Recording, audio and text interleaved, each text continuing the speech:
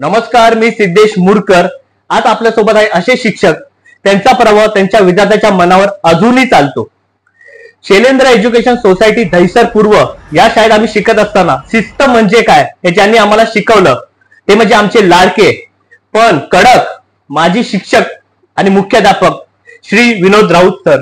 नमस्कार। नमस्कार राऊत सर, तुमचं सिद्धू गोंधळ या युट्यूब चॅनलवर तुमचं खूप स्वागत आहे। धन्यवाद।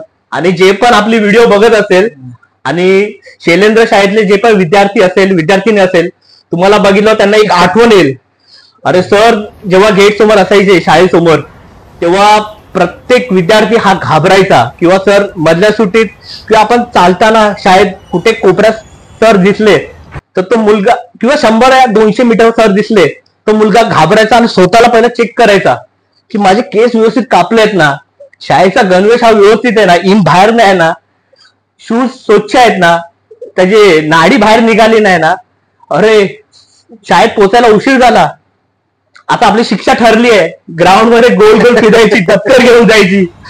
आणि सर आज आलेत आणि लेक्चर मध्ये सरांनी दिलेला गृहपाठ आपण केला नाही तर पोटामध्ये चिमटा आपला फिक्स असायचा, ही आपली शिक्षा फिक्स असायची।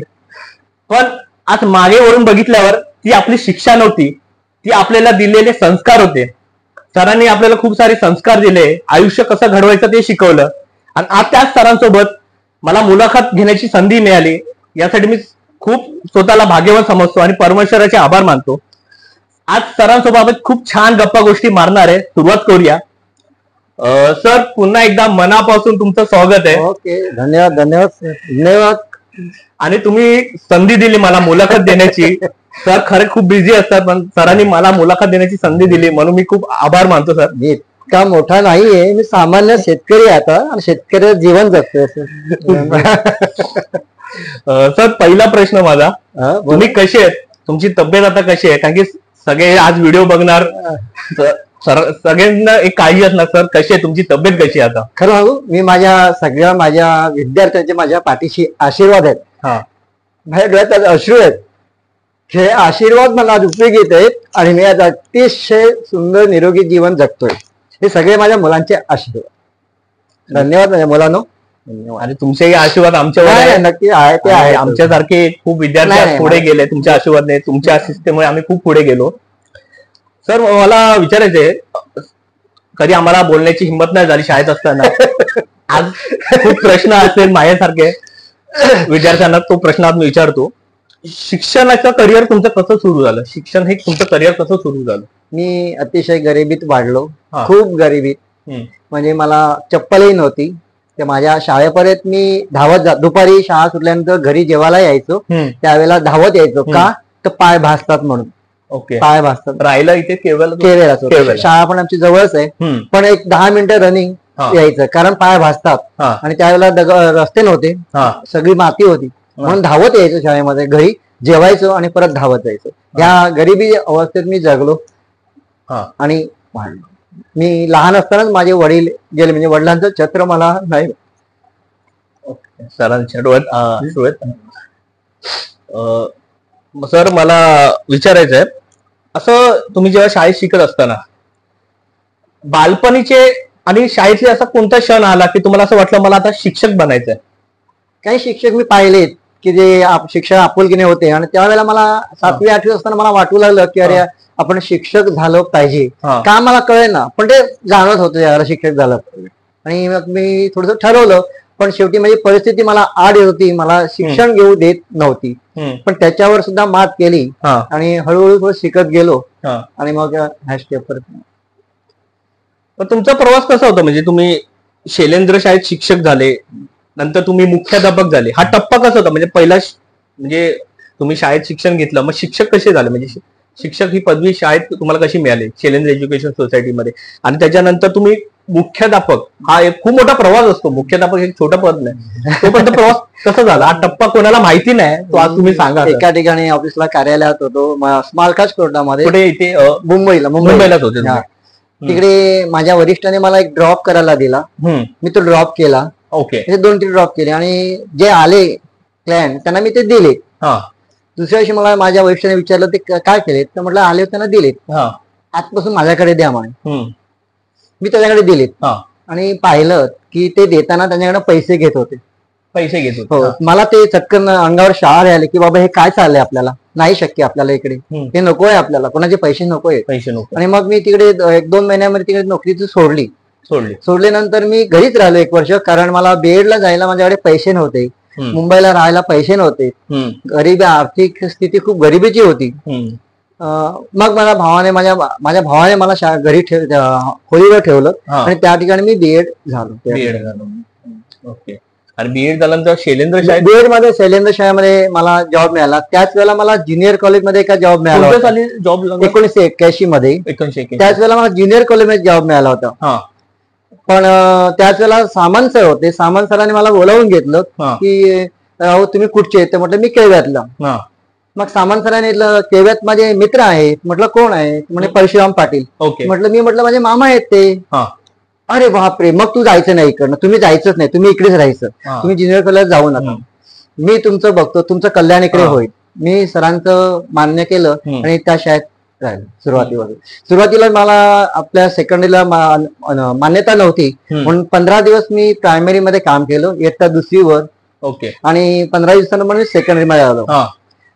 त्यावेळेला ज्यावेळेला मी ते प्रायमरी शाळा सोडली, मला आठवतं की 15 दिवसापूर्वी शाळा एकच होती, पण तो वर्ग सोडला त्यावेळेला ती मुलं सगळी रडायला लागली आणि खिडकीतलं सर या असे ओरडायला लागली. मला वाटलं, मग त्यावेळेला वाटलं की या ठिकाणीच आपल्याला काम केलं पाहिजे आणि मग त्या शाळेमध्ये मी स्थिरस्थावर झालो.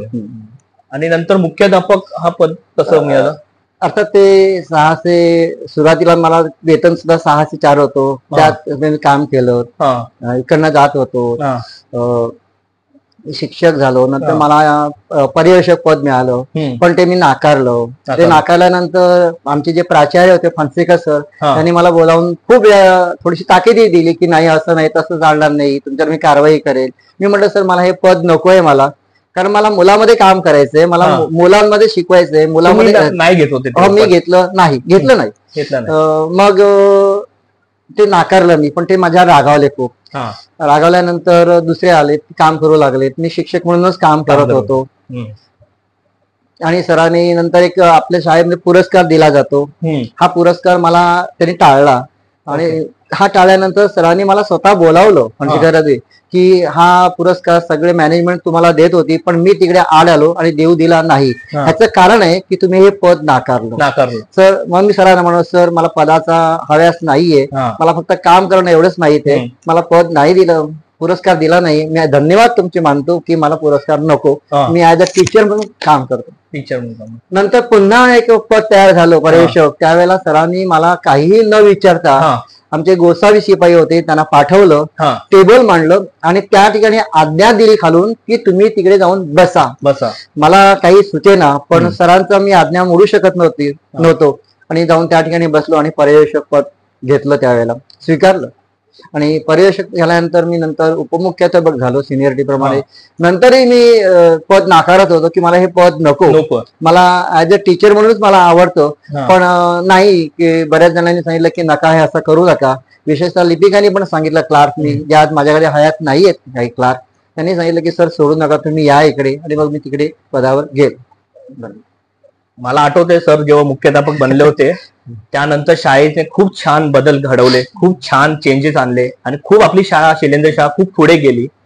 अजून शिस्त आली मुलांमध्ये आणि खूप छान छान बदल आले. जेव्हा तुम्ही पहिल्यांदा मुख्याध्यापक बनले, काय भावना होती घरी, कसं वातावरण होतं? मी मुख्याध्यापक बनलो ना, हे माझ्या घरी कोणालाच माहित नव्हतं. मला आठवत आहे, तुम्ही बोलले पण होते एकदा. माझ्या मिसेसलाही माहित नाही, म्हणजे कुणालाच मुलालाही माहित नाही. त्यावेळेला साधे फोन होते, मला फोन आले बाहेरून की तुझं अभिनंदन. तेव्हा मला विचारतात की कशासाठी तुमचं अभिनंदन करतायत. तेव्हा मी सांगितलं की मी मुख्याध्यापक झालोय. मग आम्हाला काय सांगितलं नाही, तर मी थोडसा बावळल्याने सांगितलं की मला त्यात नव्हतं, मला सांगायचं, कोणाला सांगायचं नाहीये की मी खूप ह्या पदावर आहे म्हणून, मला मोठेपणा घ्यायचा नव्हता म्हणून म्हटलं तुम्हाला मी सांगितलं नाही. पण आम्हाला काय नाही, म्हटलं कोणाला सांगायचं नव्हतं, मला मोठेपणा नको होता.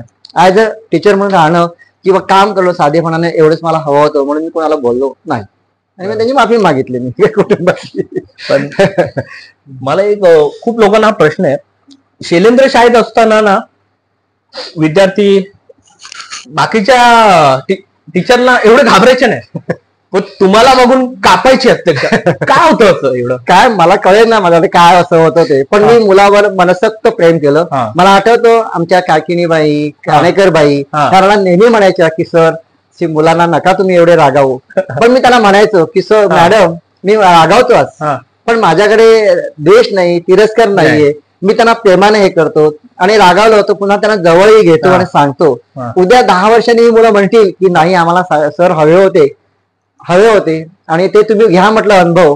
पण त्यावेळेला मला ते विरोध करत होते की नका सर तुम्ही इतके कडक राहू. पण मी कडक राहत होतो. मला माहिती आहे की मी जर राहिलो तर ही शाळा राहू शकेल, त्या शाळेला शिस्त येईल आणि आपली शाळा नवीन होती त्या शाळेला एक आपल्या एरियामध्ये महत्वाचं स्थान मिळू मिळेल. आणि त्यावेळेला सरांनी सुद्धा सहकार्य केलं, मॅनेजमेंटने सहकार्य केलं आणि मी तसं केलं. मी ज्या वेळेला असं सहलीला वगैरे जायचो त्यावेळेला मुलांमध्ये अगदी मिक्सअप व्हायचं की मुलांनी मातीत खेळलं पाहिजे, लोळलं पाहिजे, त्या अवस्थेत मी होतो. तर काही वेळेला मुला बस मला ओरडायची की वी वॉन्ट राऊत सर. मॅनेजमेंटच्या माझी जे आमचे अध्यक्ष होते त्यांनी ते एकदा सभेमध्ये सांगितलं की असे शिक्षक नाही पाहिलेत की आम्हाला एवढे कडक शिक्षक आहेत ज्यांना आम्ही सुद्धा घाबरतो, त्यांना विद्यार्थी म्हणतात की वी वॉन्ट राऊत सर म्हणून. धन्य आहेत. तदनंतर SK सावंत सर होते, त्यांनी एकदा अध्यक्ष असताना सांगितलं की या ठिकाणी ज्या शाळेमध्ये मी सुरुवातीला होतो त्या शाळेत असे शिक्षक होते की ते सगळं काही कार्यक्रम सुरू झाला की हळूहळू मागे येऊन बसायचे. आज मी धन्य आहे की त्या शाळेमध्ये असे शिक्षक आहेत की असे सावकाश येऊन खाली मागे बसतात आणि गप्प राहतात. ते मला खूप आवडायचं. आणि मला एकच होतं की मला मिलिटरी हे जास्त आवडते. मी सुरुवातीपासून मला सैन्यात जायचं होतं पण तब्येत साथ देत नव्हती, कुटुंब नव्हतं, त्यामुळे कुटुंब नव्हतं म्हणजे कुटुंबाचं पाठबळ तसं नव्हतं, त्यामुळे जाऊ शकलो नाही. पण शिस्त ही माझ्या देशप्रेम माझ्या नसानसात भिनलेलं आहे. सावरकर, हिटलर सगळ्यांची पुस्तकं मी वाचलेली आहेत आणि वाचतो आणि मुलांना त्याप्रमाणे सांगत असतो. सर जे स्ट्रिक्ट राहायचे आपल्यावर ओरडायचे त्याच्या मागे फक्त आपल्याला शिस्त लागून दे हीच होती. मला तुम्हाला किस्सा सांगतो की आता 2-3 वर्षापूर्वी विद्यार्थी आले, एक 10-12 विद्यार्थी आले. आलो तर ते विद्यार्थी मला नमस्कार करण्यासाठी घाईघाईने वर आले, नमस्कार केला, पण त्यांची चप्पल अस्ताव्यस्त होती. थोड्या वेळाने एक विद्यार्थी बाहेर गेला. मी म्हटलं अरे हा कुठे गेला? सर त्याला आठवलं की तुम्हाला चप्पल वगैरे व्यवस्थित ठेवलेली असतात म्हणून तो खाली गेला आणि चप्पल ठेवतोय. अरे बाप रे म्हटलं त्यांची धन्यवाद. असा एक किस्सा घडला होता. मुलं ग्राउंडवर खेळत होती आणि चप्पल कशी असतात टाकली होती. तर मी आमचे एक शिपाई होते काका, छान होते शिपाई, प्रामाणिक होते. मी डस्टबिन आणलं आणि डस्टबिन खाली करायला लावलं आणि त्या गोष्टींना गोष्टी का ही सगळी चप्पल आहेत ना त्या डस्टबिन टाका आणि त्याच्यावर कागद ठेवा. त्या काकाने तसंच केलं, डस्टबिन टाकलं आणि कागद ठेवली. मी बाहेर उभा राहिलो, काही बोललो नाही. विद्यार्थी चप्पल शोधतायत, चप्पल गेली कुठे? त्यांनी गोसाळेकाने विचारलं, गोसाळेका चप्पल कुठे? राऊत सरांना विचारा, कोणी पुढे येईना. मी म्हटलं काय झालं तुम्हाला? सर चप्पल नाही. मग मी त्यांना प्रत्येकाला एक फटका दिला. म्हटलं चप्पल कशी ठेवायची, आपण नीट ठेवली पाहिजेत ना चप्पल, अशी का ठेवली, पुढच्या वेळेला माशी दिसता कामा नाही. म्हणजे लहान खिश्यात लहान गोष्टीत त्यांना मी गिरवायचा प्रयत्न केला. असे काही घटना आहेत की ज्या मी आज सांगू नये, पण आज मी सांगतो स्पष्टपणे की मुलांची प्रेम प्रकरणं सुद्धा होती. मी त्यांना जवळ घेतलं, समजावून सांगितलं. शाळेत असताना एकदा सचिवाने मला विचारलं की आमचे फणसेकर सर होते आणि असताना विचारलं की सर माझ्या मुलाला एवढे कमी मार्क का मिळाले, तुम्ही सांगू शकाल का काही कारण? मी थोडस विसरलो की काय आता सरांना सांगायचं. म्हणजे सर सांगतो प्रामाणिकपण तुमच्याशी, पण तुम्ही त्या मुलावर रागवायचं नाही. मला प्रॉमिस करत असाल तर मी बोलतो, मी सांगतो, नाही तर सांगणार नाही. मुलगा चांगला आहे, नो डाऊट. काय तर म्हटलं सूनबाई त्या वर्गामध्ये आहे आणि म्हणून हे माझ्या, मग तुम्हाला कसं कळलं? म्हटलं माझ्या लक्षात आलं, मी त्याला बोलावलं, मी त्याला सूचना दिल्या सगळ्या आणि त्याच्याकडनं प्रॉमिस घेतलं की मोर दॅन 80 मार्क मिळवणार. म्हटलं तुम्हाला किती हवे? नाही मला तेवढे हवेत. म्हटलं मिळणार, तुम्ही त्याला रागवायचं नाही. मी माझ्या मिसेसला म्हणालो की मला काहीतरी गडबड दिसते, कारण हा नेहमी आरशात जातो, केसावर फणी मारतो, मला शंका आली होती. सरांनी म्हटलं रागवायचं नाही. आणि हीच विद्यार्थिनी मला 2 वर्षांनंतर भेटल्यानंतर माझ्या बरोबर माझ्या सहकारी काणेकरबाई होत्या. मी तिला हाक मारला, ए सुनबाई इकडे ये ना. काणेकरबाई म्हणाल, काय म्हणाला तुम्ही? म्हटलं सुनबाई. मग कसं? म्हटलं असं होतं. म्हणजे मला का सांगितलं नाही? म्हटलं मॅडम, मी जर हे कोणाला सांगितलं असं तुम्हाला किंवा तर हे शाळेभर झालं असतं. मला ते करायचं नव्हतं. तो माझा मुलगा आहे, लहान वयात असं होतं. त्यामुळे त्याला समजूत दिली, समजलं, शिक झालं. त्यामुळे मी कोणाला सांगितलं सर. खूप शिस्त लावायची. आणि कोणत्याही मुलाला वगैरे म्हटलेलं मला अजिबात आवडायचं नाही. मी त्यांना म्हणायचो, त्यांच्या आई वडिलांना येत नाही, त्यांना येत नाही म्हणून ते तुमच्याकडे आले. हुशार असते तर ते मोठ्या शाळेत गेले असते, तुमच्याकडे आले नसते. मग तुम्ही त्यांना असं का म्हणता? त्यांना जवळ घ्या, बोलवा, शिकवा. असं आहे. एक जवळचाच विद्यार्थी होता. आज तुम्हाला PSI असेल, झाला असेल. दररोज उशीर यायचा म्हणून त्याला दररोज राऊंड मारायला लावायचो. दप्तर घेऊन तो राऊंड मारायचा. 12वी झाला, पोलीस खात्यामध्ये निवड झाली आणि दुसऱ्या दिवशी सकाळी शाळेमध्ये हजर झाला. शिपाई गुरख्याने त्याला अडवलं. मी तिकडे उभा होतो. म्हटलं का त्याला अडवलं? सर वो आदमी अच्छा नहीं है, कभी कुछ करेगा, मुझे डर लगता है. म्हटलं कुछ डरो मत. तो आला आणि सरळ मुलांच्या समोर माझ्यासमोर वाकला. मी म्हटलं काय झालं रे बाबा तुला? म्हटलं सर, मी पोलीस परीक्षेत पास झालो आणि त्याचं सगळं श्रेय तुम्हाला आहे. म्हटलं मी काय केलं? तुम्ही मला धावत होतात, तुम्ही माझ्यावर धावायचे, त्यामुळे मी त्या रनिंग मध्ये धावायला वेगळं सगळ्या गोष्टीत पहिला आलो. म्हटलं व्हेरी गुड. आजही तो विद्यार्थी मला भेटायला येतो आनंद. त्यावेळी शिक्षा लावली, त्याचा फळ त्याला पोलीस बनला तो. म्हणजे ते सर आपल्याला ग्राउंड मध्ये फिरवायचे उशिरा आपण शाळेत पोहोचल्यावर. त्याच्यामुळे एक मुलगा आज पोलीस झाला. म्हणून तो आहे. मला एक विचारायचं आहे सर, तुम्ही ज्याप्रमाणे स्ट्रिक्ट वागायचे मुलांवर, हे तुम्हाला कुठून आलं? म्हणजे तुमचे गुरु तसे होते का, तुमचे शिक्षक तसे होते की आपण हे फॉलो करूया शाळेत गेल्यावर? तसं काही मला नव्हतं घडलं, पण मला माझ्यामध्ये मिलिटरीमध्ये मला जास्त आवड सांगायची. त्यामुळे मला शिस्त ही माझ्या नसात भिनलेली आहे. माझे मामा होते परशुराम पाटील, तेही अतिशय शिस्तबद्ध, शांत आणि आमचं कुटुंब तसं संस्कारित होतं. 1981 मध्ये तुम्हाला सांगतो, माझी आई होती ना, आईचं लग्न माझ्या 8व्या वर्षी झालं होतं. ओके लवकर. आणि वडील तर लहानपणीच माझ्या गेले, आईने वाढवलं. 1981 मध्ये शाळेत असताना माझी एक ट्रेन चुकली. पुढे जात होते, मी घरी येत होतो आणि त्यावेळेला ट्रेन नव्हत्या. 1:30ची ट्रेन गेल्यानंतर 5:10ची ट्रेन. लेट होत. माझ्या बरोबर वर्षीच्या 2 शिक्षिका होत्या, मला नाव त्यांची आठवत नाहीत. मी खरं म्हणजे कृतज्ञ झालो होते. त्यांनी मला, सर तुम्ही घरी चला. मी म्हटलं मॅडम नको. नाही घरी चला. तुम्ही कुठे राहणार? मी त्यांच्या घरी गेलो. घरी गेलो तर त्या मॅडमच्या आईने मला जेवायला दिलं आणि त्यात कोलंबीची भाजी होती. गुरुवार होता. मी आईला म्हटलं, आई मी गुरुवार आहे, मी कोलंबी खात नाही, मासे खात नाही.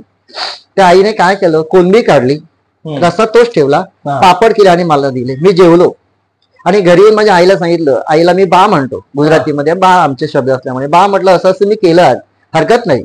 त्या आईने तुला प्रेमाने दिलं ना, देव काही करत नाही. म्हणजे माझी आई मायेने दिलेलं. आई 8वी शिकलेली नाही तरी तिचे संस्कार जे होते ना ते असे ते आता नाही. छान. आता मला विचारायचं सर, तुम्ही शैलेंद्र शाळेतून रिटायर झाले.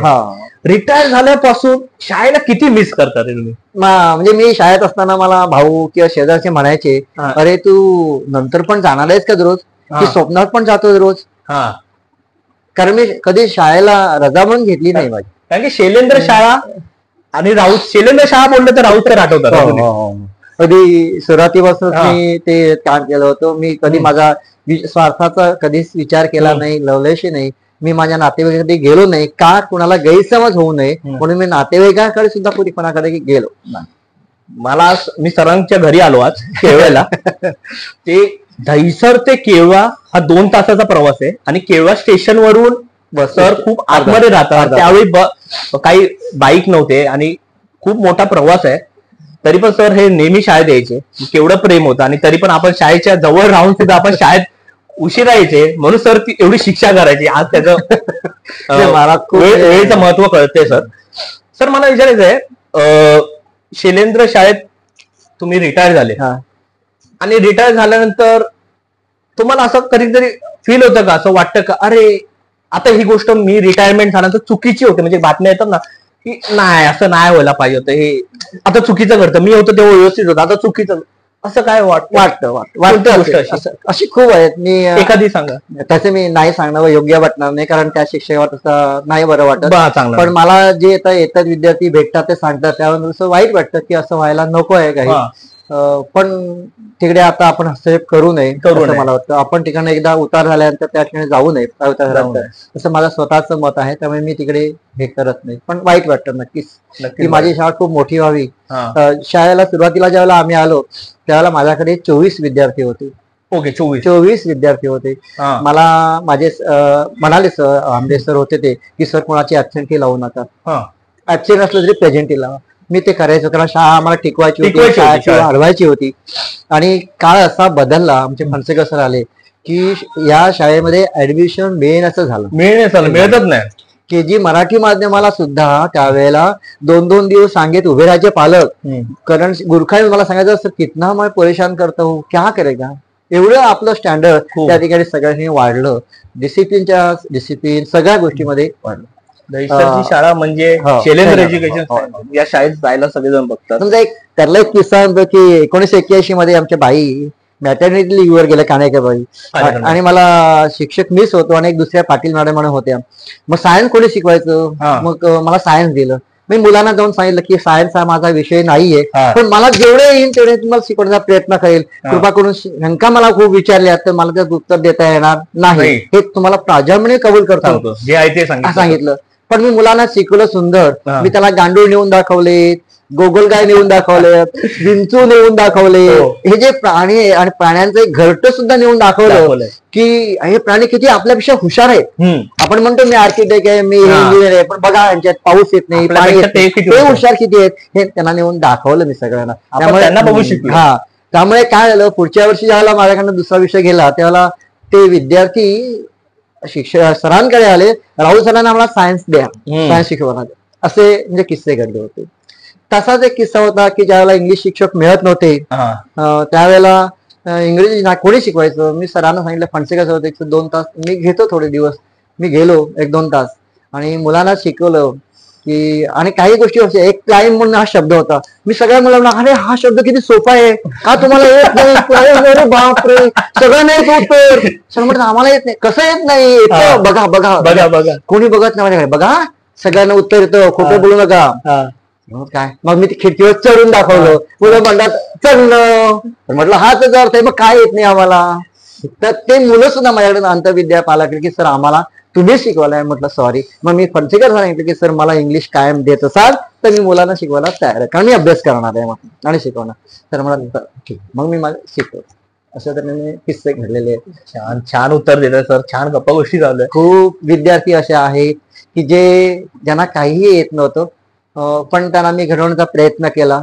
त्यातली एक मोडक नावाची विद्यार्थिनी होती, आज मला वाटतं ती असेल 50-55 पर्यंत. अक्षर अतिशय खराब होतो. मी त्यांना सांगितलं की रोज 10-1 पान मला लिहून यायचं शुद्ध.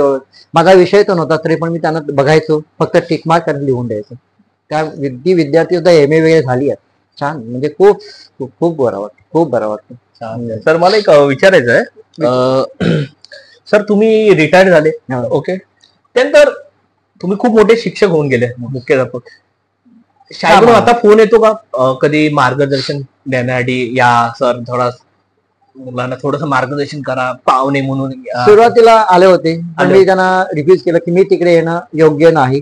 मी एकदा तिकडनं आलेलो आहे, आता पुन्हा जाऊन मी कोणतरी वेगळा होतो हे दाखवणं मला काही तेवढंस नाही पटत, आवडत नाही, आणि म्हणून मी जाणं तिकडे टाळलं. अजून जाऊ शकतात, आता इच्छा आहे? वाटतं ना आता मला जावं असं वाटतं. पण आपले आता जे माझे जे संस्कार होते मुलावर ते त्या शिक्षण आवडतीलच अशातला भाग नाही, कारण बरेच शिक्षक नवीन आलेले आहेत. माझी शिस्त होती की शिक्षकांनी वेळेवर वर्गावर गेलं पाहिजे, गृहपाठ तपासला पाहिजे, ही जी होती ते त्या बाबतीत मी आता नाही बोलू शकत, बोलणार नाही. पण मी एक नक्कीच म्हणेन की मुलांना तुम्ही शिक्षकले तरी हरकत, म्हणजे माझ्या म्हणण्याने, पण त्या मुलावर द्वेष करू नका, तिरस्कार करू नका, प्रेम द्या, जवळ घ्या, त्यांना सांगा मी का चुकलं, का मारलं तुला, का रागवलं तुझ्या. किती मुलं आपल्याशी होतात.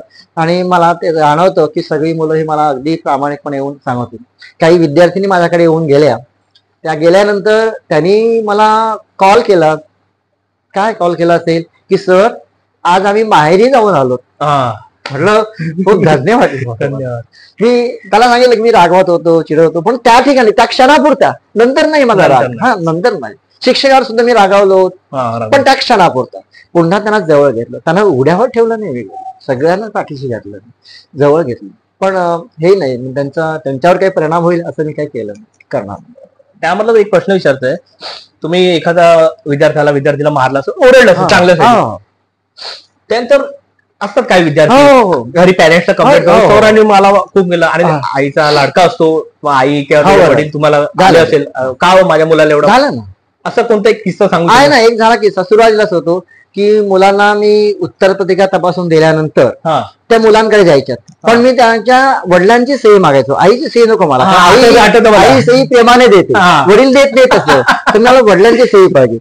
तर एक विद्यार्थी होता की त्याने 8 दिवस सही आणलीच नाही, मग मी त्याला थोडस मारलं, 2 पट्टीचे मारले. अर्थात त्याची आई आणि वडील दोन्ही शिक्षक होते. त्यांनी फणशिका सराकडे तक्रार केली. फणशिका सरांनी मला बोलावलं आणि सांगितलं काय झालं, तर म्हटलं सर असं असं झालेलं आहे, मारलेलं. मग तुम्ही का मारलं, तर म्हटलं सर मी पेपर दिले, माझा प्रश्न संपला, त्यांच्याकडे गेले, पण हे पालकांना कळावं म्हणून मी त्याच्याकडे वडिलांकडे सही मागत होतो. हा विद्यार्थी 8 दिवस सही आणत नव्हता म्हणून मी त्याला मारलं, बाकी त्यामागचा हेतू नाही.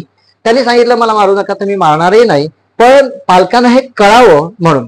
हाच विद्यार्थी पुढे शिकला, चांगला झाला, आणि 10वी नंतर कॉलेजला गेला, दादरला कॉलेजला गेल्यानंतर मी लहान आणि माझी लंगडीची मुलं होती, सगळी मुलं आणि मुली, आम्ही त्या आमच्या गाडीवर उभं होतो. लोकलमध्ये चढता येत नव्हतं म्हणून आमची बलसाड एक्सप्रेस होती, त्या बलसाड एक्सप्रेस मी चढत होतो. म्हटलं मी जबाबदार आहे, तुम्ही चढायचं. त्यावेळी हा फिरत होता, हाच विद्यार्थी. म्हटलं का फिरतोस तू, सर मला लोकलमध्ये चढता येत नाही. म्हटलं सर माझ्याबरोबर ये तू, पण सर मला पकडतील. म्हटलं पकडलं तर फक्त एवढं सांगायचं की मी सरांचा विद्यार्थी आहे आणि सराबरोबर खेळायला गेलो होतो, पण मी सिव्हिल ड्रेस मध्ये आहे. म्हटलं तू सांग ना, मी सरांचा विद्यार्थी, मी पुढे बघून घेतो. मी त्याला माझ्या गाडी बसवलं, आणलं, बोरिवलीला उतरवलं, आणि लाड काका होते, लाड काका ह्याला दैसला नेऊन सोडलं. म्हणजे मी पुढे त्याच्यावर आकाश ठेवला नाही. आणि आजही तो विद्यार्थी येतो. नंतर त्याचे आई वडील माझ्याकडे आले, त्यांनी दिलगिरी व्यक्त केली. म्हटलं नाही, तुम्ही तुमचं काम केलं, मी माझं काम केलं, माझ्या मनात द्वेष नाही, तिरस्कार नाही, माझा विद्यार्थी येतो. ते गंमत सांगतो, जर मीच अशी कंप्लेंट केली असतील त्यावेळी, आईला केली असती तर माझ्या आईने तुमच्याकडे घेऊन गेले असते, अजून 4 गाण्याकडे मारा बोललो की माझ्याकडे पालक काही यायचे की पालक असे आहेत की हा खेळतो, अभ्यास करत नाही. मग मी पालकांना उलट म्हणायचो की मग बाबा असं कर रे, मुली असं करा, माझ्या मुली तू एक काम कर, तू घरात काम कर, आई जाऊन आणि बाबा जाऊन ग्राउंडवर खेळतील, हा उद्यापासून असं करायचं. सर आम्ही कशा केलं, अहो त्या मुलाचं वय खेळण्याचं आहे ना, त्याला खेळू द्या ना, जरा खेळू द्या, मातीत कपडे माखू द्या, आपण काम तेच आहे ना, तुम्ही का त्याला हे बंधन करता, त्याला खेळू द्या ना. मग ते नाही, त्याला खेळू द्या, खेळात नाही त्याला शिक्षण द्यायचंय. आणि म्हणून मी स्वतः मुलावर खेळत होतो, लंगडी घालत होतो, उड्या मारत होतो. पालक माझ्याकडे बघायचे, अरे हा माणूस का चित्र विचित्र असा गोल गोल खेळतोय, पण मला कधी लाज वाटली नाही. मी आपल्या आवडमध्ये कमर वगैरे हलवत होतो, वाकत होतो, फिरवतो. आणि ज्या ज्या वेळेला इतर म्हणजे चोगले म्हणा, गोखले म्हणा, श्रीकृष्ण ह्या मोठ्या शाळा होत्या, आणि त्यांच्या ज्या स्पर्धा व्हायच्या ना, त्यावेळी ते त्यांचे शिक्षक रेफरी म्हणून माझी नेमणूक करायची की नाही तुम्ही या. सर मी म्हटलं मी साधा माणूस आहे, लहान शाळेचा माणूस नाही, तुम्हीच या. म्हणजे एवढं सरळ वागणं माझ्याकडे होतं. असा एक किस्सा घडला की कबड्डी गोखले आणि चोगले यांची मॅच चालू होती, एका मुलीची दम सोडत होती, मी तिला 2 वेळा वॉर्निंग दिली, 3ऱ्या वेळेला आऊट दिलं. त्यावेळेला ती मधल्या काळात माझ्याकडे आली, सर मला तुम्ही चुकीचं आऊट दिलं. म्हटलं मी चुकीचं आऊट दिलं, ठीक आहे मला मान्य आहे, तिकडे तुमचे पवार सर आहेत, गायकवाड सर आहेत, त्यांना विचारा की मी चुकीचं आऊट आहे. त्यांनी जर सांगितलं ना तर मी शिट्टी खाली ठेवतो, जाऊन विचार. ती मुलगी गेली आणि पुन्हा काही माझ्याकडे आली नाही. त्या अगदी निपक्षपातीपणे काम करणं एवढंच मला माहित होतं, आणि त्या ज्या मुलांच्या त्रुटी आहेत त्या मुलांना दाखवून देणं हे मी काम करत होतो. मला एक आठवतं, तुम्ही आता खेळाबद्दल बोलले, शैलेंद्र शाळेत आधी कसं असायचं, मध्ये 10वी अ, 5वी ब अशी स्पर्धा असायची. पण तुम्ही मुख्याध्यापक झाल्यानंतर तुम्ही एक बदल केला, IPL सारखं, म्हणजे काय सगळं कलर दिला होता, ऑरेंज ब्लू असं कधी कलर दिला, आणि का त्याचा मागचा हेतू होता की सगळ्या मुलांना खेळता यावं. हा एक छान प्रयोग केला होता आणि त्याच्यामुळे खूप विद्यार्थी पुढे गेले, सगळ्यांना खेळायला मिळेल. नाही तर आधी कसं या म्हणजे 10वी ब मधले फक्त 4 पोरं, 10वी ब मधले 5, बाकीच्यांना संधी नाही मिळायची. आणि सरांनी IPL सारखं शाळेमध्ये केलं. जे पण व्हिडिओ बघत असेल बाकीची शाळा त्यांनी पण असं फॉलो करा, कारण की बाकीच्या सगळ्यांना हे संधी मिळाली आणि खेळायची संधी मिळाली. तू की एखादा विद्यार्थी असतो, 6वीत असतो, लहान असतो, पण तो अतिशय सुंदर खेळतो, मग तो मोठ्या मुलामध्ये खेळू शकतो, त्याला ते अनुभव मिळतो आणि तयार होतो आणि सगळ्यांची ओळख होते. आता तुम्ही 8वीतला विद्यार्थी आहे, 10वीतला आहे, त्याच्यामध्ये 5वीचा आहे, 6वीचा आहे आणि गटना फक्त 10वीतला आहे, मग सगळी मुलं त्यांना ओळखीची होतात. हा त्यामागचा हेतू होता. आता आपण शिक्षण पद्धतीकडे येऊया. छान आपण उत्तरं दिली सर. आताची शिक्षण पद्धती आणि तुमच्या काळची शिक्षण पद्धती काय तुम्हाला फरक वाटतोय आणि काय चुकीचं वाटतं ते सांगा. चुकीचं असं मला काही वाटत नाही, आपल्यावर अवलंबून आहे. शिक्षकांनी स्वतः निस्वार्थी असलं पाहिजे आणि त्या पेशामध्ये उतरलं पाहिजे. मला ही मुलं घडवायची आहेत एवढी एकच भावना त्या मनाशी असावी, बाकी काही विचार त्याच्या मनात नसावा. मुलं कधीही तुमच्या रागवत नाहीत, क्षणिक राग असतो तो निघून जातो, पण मुलाविषयी प्रेम तुमच्याकडे असलं पाहिजे, प्रेम असलं पाहिजे आणि निस्वार्थी भावनेने. आणि मला पगार किती मिळतो हे बघू नका, तर मला मुलांना काहीतरी द्यायचं आहे हे बघा. मला आठवतं, मला मी कधीही पगार शीट बघितली नाही. आमचे क्लार्क असायचे, तसं राहू सर तुम्हीच बघत नाही, म्हटलं मला ते आवश्यक नाही, जे आहे ते येणार आहे ते मी कशाला बघू. त्यामुळे मी तिकडे बघितलं नाही, फक्त मला मुलांचं हित साधायचं असतो. कितीही कार्यक्रम असो, कसाही असो, मी शाळेत वेळेवर जाण्याचा प्रयत्न करायचो. शिक्षकांनी स्वतः प्रामाणिक राहिलं पाहिजे. शिक्षकांनी आपला स्वतःचा पेहराव हा शिक्षकाला शोभेल असाच असावा. काही शिक्षक बघतो आपण की पेहराव करत नाहीत, त्याचा परिणाम हा मुलावर होत असतो. नकळत मुलं ही चटकन पिकअप करतात, म्हणून आपला पेहराव हा शिक्षकासारखाच असला पाहिजे. बाहेर आपलं वागणं तेही शिक्षकासारखंच असलं पाहिजे, तरच आपला प्रभाव मुलावर पडू शकतो आणि मुलं आपलं ऐकतात. हा बदल त्यांनी करायला हवा. तेच मी आजकाल जे विद्यार्थी असतात शिक्षकांबरोबर एकदम फ्रेंडली वागतात, तसं वागणं योग्य की अयोग्य? फ्रेंडली वागावं, फ्रेंडली वागावं. अगदी मुलांना जवळ घ्यावं, जवळ बोलावं. आता आम्ही खेळायला जायचो त्यावेळेला मुलांनी जवळ असायची, माझी अगदी जवळ असायची. सहलीला गेलो की जवळ असायची, पण विशिष्ट अंतर हे आपलं काही अभ्यास करताना मात्र त्या ठिकाणी अंतर हे राहिलंच. आणि कधीही पक्षपात करू नका मुलांच्या बाबतीत. बोलू मी जरा फोन तुम्हाला नंतर करतो. हा जरा फोन नंतर करतो. खूप महत्वाचं आता मला या प्रश्नाचं उत्तर हवं आहे. आणि आज तुम्ही मराठी शाळेचे शिक्षक आणि मुख्याध्यापक होते आणि म्हणून खूप मोठा प्रश्न आहे, ज्याप्रमाणे आता मराठी शाळेत पालक टाकत नाही, इंग्लिश मिडियम कडे गेले डोकलू, तर तुमचं काय मत आहे? का मराठी शाळेकडे पाठ दाखवली जाते आणि इंग्लिश मिडियम कडे जास्त जातात? मराठी मिडियम विद्यार्थी खूप पुढे गेलेले आहेत, जात आहेत, पण आता एक ते फॅड बनले, टेट बनले. आणि दुसरं म्हणजे शिक्षक तिकडे समर्पित भावनेने शिकवणारे असले पाहिजे. ती समर्पित भावना मला आज थोडीशी कुठेतरी कमतरता जाणवते, ती नसावी. ती जर असली तर होऊ शकेल, होतो. आणि दुसरा प्रश्न, आज सगळे इंग्लिश मिडियमला जातात, त्यामुळे आपण त्यांना काही करू शकत नाही. पण मुलं माझ्या ज्यावेळेला पालक माझ्याकडे यायचे क्लासच्या बाबतीत म्हणायला, मी त्यांना विचारतो क्लासला आहे का, मग माझ्याकडे येऊ नका. क्लासला नसेल तर माझ्याकडे या.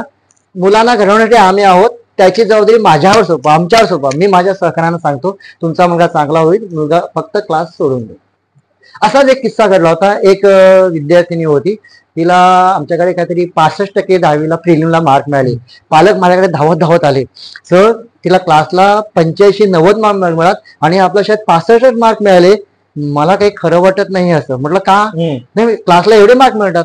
म्हटलं, मॅडम तुमच्या हातात पेपर दिलेले आहेत, त्या पेपरमध्ये शिक्षकाने बरोबर आहे ते चूक दिलं का? असं असेल नाही, मग बरोबर आहे. ह्या मुलीला 65% मार्क आहेत ना, तिला 10वीला जास्तीत जास्त 71-70-71 मार्क मिळतील बघा तुम्ही.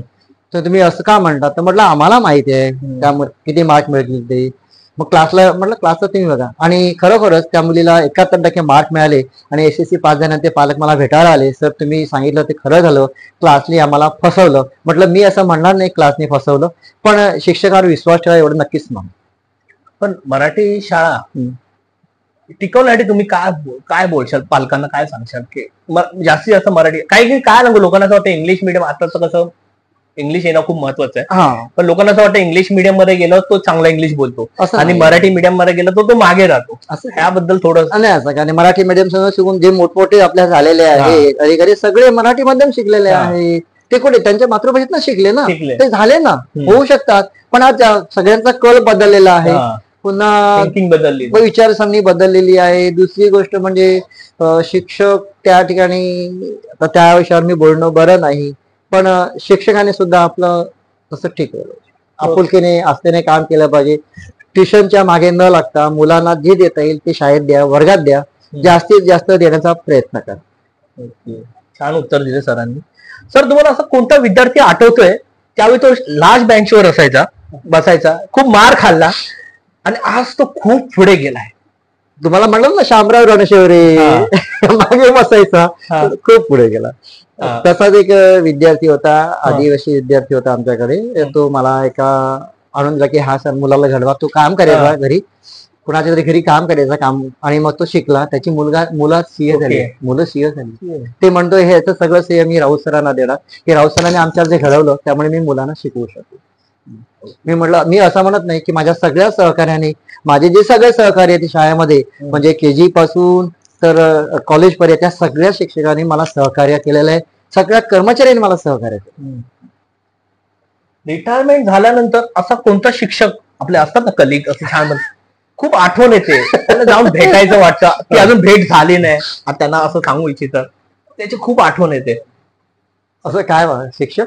शिक्षक सगळेच माझे शिक्षक चांगले होते, नाही असं नाही, सहकार्य त्यांनी मला केलंय. त्यामुळे सगळ्यांना मी भेटतो. त्यांच्याकडे प्रसंग असला, लग्न वगैरे असलं तर मी त्यांच्याकडे जातो, त्यांच्याकडे आधीही जातो त्यांच्याकडे. त्यांनी नाही म्हणत. छान. कधी मी वेगळे पण ठेवत नाही, आणि मी ज्युनियर सिनियर हा कधी भेद केला नाही. सगळे माझे आवडते, सगळे माझे सारखे. ज्युनियर असला मी त्यांना म्हणतो, आज तुम्ही ज्युनियर आहात शिक्षक, उद्या तुम्ही सिनियर होणार आहात, काय मोठं आहे, विशेष काही नाहीये, तुम्ही आमच्यामध्ये यायचं. मी त्यांना घेऊन बसायचो, एकत्र चहा प्यायचो आम्ही सगळे. पण मी एक स्पष्ट करतो की मी स्वतः निर्व्यसनी आहे आणि कसलंही मला व्यसन नाही. आज मी तीपर्यंत मला व्यसन. आता शाळेमध्ये म्हणजे आता जो जमानाच आहे डिजिटलचा झालाय, मोठ्या प्रमाणात स्मार्टफोन, ऑनलाईन लेक्चर, आणि शाळेत तुम्ही असताना तुम्हाला आकृती काढायला लागायची, आता काढायला लागत नाही. खूप मोठ्या प्रमाणात डिजिटलचा वापर होतो, याबद्दल काय मत आहे? स्वतः काढलेलं जास्त फायदे. शिक्षण स्वतः काढायचं आणि मुलांना करायला लावायचं, हे करा तुम्ही, मग त्यांना अनुभव मिळणार ना. डिजिटल कशाला, तुम्ही स्वतः काढा, स्वतः करा आणि मुलांना दाखवा, मुलं मग त्याप्रमाणे अनुकरण करत असतात. बरोबर, खूप छान उत्तर दिली, खूप मस्त. आताच्या विद्यार्थ्यांना तुम्ही काय मेसेज देशाल? आता जे शाळेच्या, शैलेंद्र शाळेच्या, इतर शाळेच्या, काय तुम्ही एक मुख्याध्यापक म्हणून काय त्यांना एक छान मेसेज देशाल? मला नाही, पहिला म्हणजे आपल्या गंगा देशप्रेम भिनवावं, शिस्त भिनवावी, हे प्रत्येक म्हणजे शिक्षकांचं ऐकावं आणि शिक्षकांनी तसं त्यांना सांगावं. शिक्षकांनी त्यांच्यावर मनसोक्त प्रेम केलं पाहिजे, आपुलकीने प्रेम करा, जीवांना जवळ घ्यावं. मुलं तुमचं ऐकतात, राहतात, आणि स्वतः मात्र स्वतः स्ट्रिक्ट राहायला पाहिजे, तरच ते होऊ शकतं. शाळेला रजा घेणं वगैरे मला पसंत नाही, मला आवडत नव्हतं की वेळेवर शाळेत गेला पाहिजे, माझी हक्काची सुट्टी आहे मी रजा घेतो, नाही, ते नको.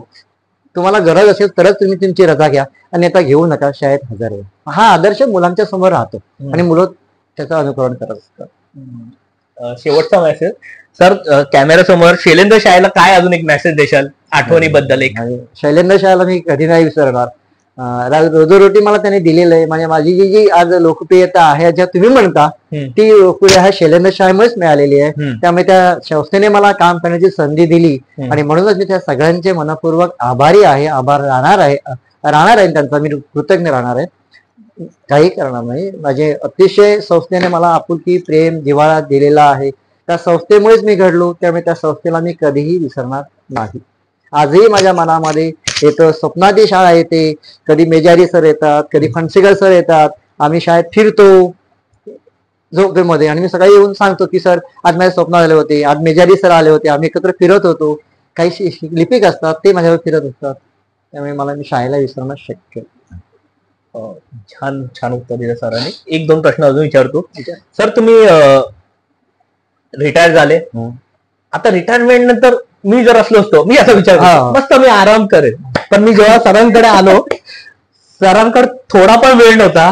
मला वाटलं सर असतील फ्री भेटेल, पण जरा पण फ्री नाही. सर इथे शेताची कामं करतात, आणि एवढे छोटे छोटे शेताची कामं करतात. थोडंसं सांगायचं तुम्ही काय करतात रिटायरनंतर पहिल्यापासून मी शेती करतो, शेतीची मला आवड आहे आणि मी नैसर्गिक शेती करतो, सेंद्रिय, की लोकांना कोणत्याही विषाचं द्यायचं नाही. पैसा कमवणं हा माझा हेतू नाही, फक्त लोकांना ज्या देणार आहोत अन्न ते आपण चांगलं द्यावं या अपेक्षा, या आशेनेच मी शेती करत असतो. मला किती नफा मिळतो मला कुटुंबात विचारतात काही वेळेला, म्हणजे बायको विचारते की किती तुम्हाला मिळाले. म्हटलं मिळाले हे मला नको, मला लोकांना द्यायचंय. आणि हे सेंद्रिय पद्धतीने, नैसर्गिक पद्धतीने, औषधाचा वापर न करता मी आज शेती करत असतो.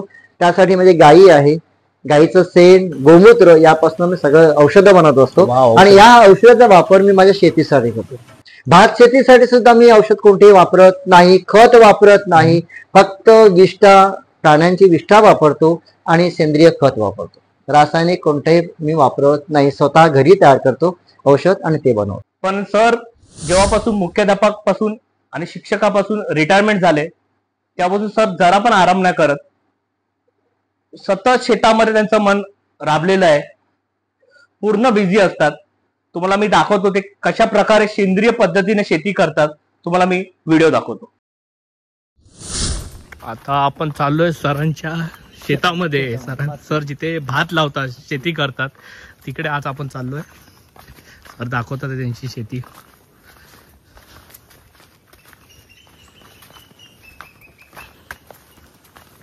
दाखवले ना मागे, हे बघ ड्रम भरलेले. हा भात शेतीसाठी तुम्ही खत बनवलंय. हे बनवलं, ते देतो आम्ही, ड्रिपने देतो. ठीक. इकडे भात शेती होती, पूर्णपणे खाली होतो, मी सगळं भरलं आणि ते केलं. काय मुलगा करेल की नाही शंका आहे, पण मी केलं. त्याला आवड आहे, पण ते आता आजची काळ मुलं करतील का? नाही. मग चिखलामध्ये येणं जाणं. खूपच छान आहे, सुंदर. हे तुम्ही स्वतः नांगरतात? मी ट्रॅक्टरिंग करत नाही आता. नाही. 10 वर्षामध्ये 12 वर्ष ट्रॅक्टरिंग नाही केलं. तसंच मग नांगरतात होतो, नाही न नांगरता तर होऊ शकतं. हे तुम्ही असे करता? शेतीच्या बाबतीत दुमत होऊ शकतो, पण काही जण म्हणतात की शेतीला ट्रॅक्टरिंग करा, नांगरणी करा, खोलवर हे करा. मी खोलवर न करता सुद्धा करू शकतो, होतो. म्हणजे तुम्ही नांगरत नाही आणि ट्रॅक्टर लावत नाही? करत नाही, पुन्हा त्याच्यात लावतो तरी ते होऊ शकतं, होतं. या पद्धतीने तुम्ही शेती करता? या पद्धतीने, म्हणजे जमिनीला काही हलवा करायची नाही, त्रास न देता हे करायचंय. या पद्धतीने तुम्ही जमिनीची धूप होत नाही, जमिनीची सेंद्रिय कर्ब वाढतो. हा स्वतःच माझा अनुभव आहे, मी हे असंच केलेलं आहे सगळं. हे खरं वाटत नाही, अधिकाऱ्यांना सुद्धा हे खरं नाही वाटलं की बाबा कसं आहे बघा. म्हणजे तुम्ही हाताने केलेली ही शेती आहे पूर्ण, ना ट्रॅक्टर ना नांगर ना जमिनीला त्रास देत तुम्ही ही छान अशी प्रकारे शेती केलेली आहे. पूर्णपणे नैसर्गिक सेंद्रिय. तिकडे पण पिंप भरलेली बघा, तशाच काहीच नाही करायचं त्याला. मी रोज जातो.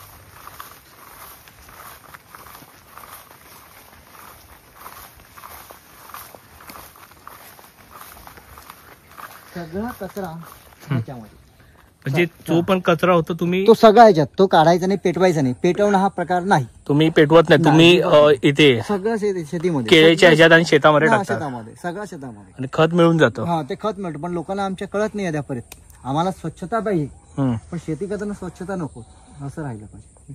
म्हणजे कुसतो आणि सेंद्रिय कर्ब तयार होतो. छान छान छान. हे पेरडे वगैरे ह्याच्यात लावले.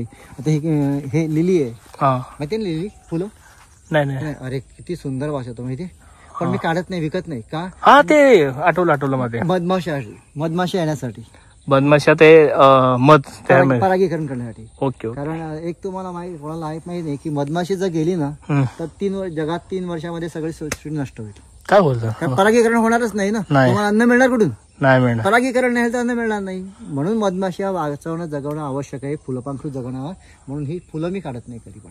ओके. किती म्हणतात मला आणून दे, मी तुला पैसे देईल, म्हटलं नको. म्हणजे सर किती छोट्या गोष्टीचा विचार करतात. म्हणजे काय म्हणायला आहे, नाही स्वतःचा करत पण सगळ्यांचा विचार करतात. प्रत्येक पक्षींचा विचार करता तुम्ही. खूप छान सर.